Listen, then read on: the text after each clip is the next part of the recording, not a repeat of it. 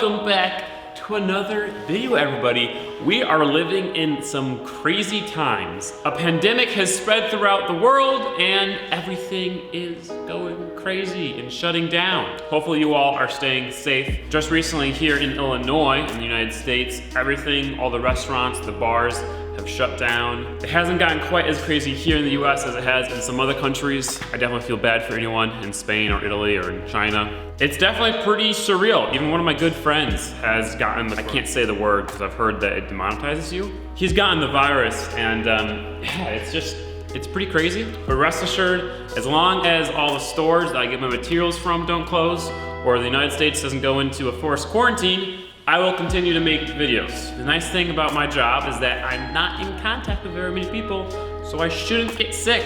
Fingers crossed. And if I do get sick, I'll just have to take a couple days off. Anyway, I'm sure you guys have heard enough talk about the pandemic, so I'll stop talking about that. Today we are going to be removing the EJ205 from the all-wheel drive MIATA and starting to finish the engine bay and getting it ready for paint. Get rid of all the hard work that we've done over the past couple of days, weeks, months. Ugh.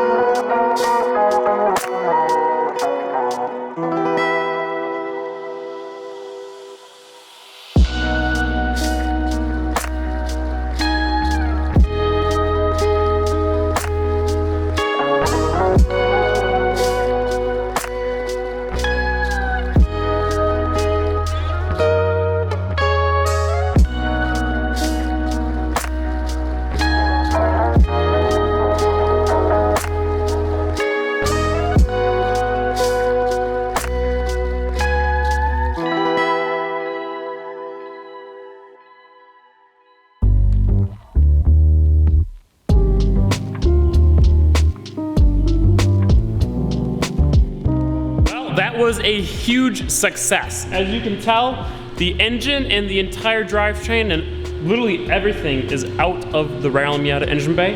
It's just a bare tube chassis now. This entire thing comes apart with 2, 4, 6, 8, 10, 12, with 18 bolts. 18 bolts drops this entire thing. Minus, you know, the hoses and whatnot. It literally went from being a, you know, technically running and driving car to having the engine right here in half an hour, 45 minutes. It is so easy to work on with this tube chassis. It is so awesome.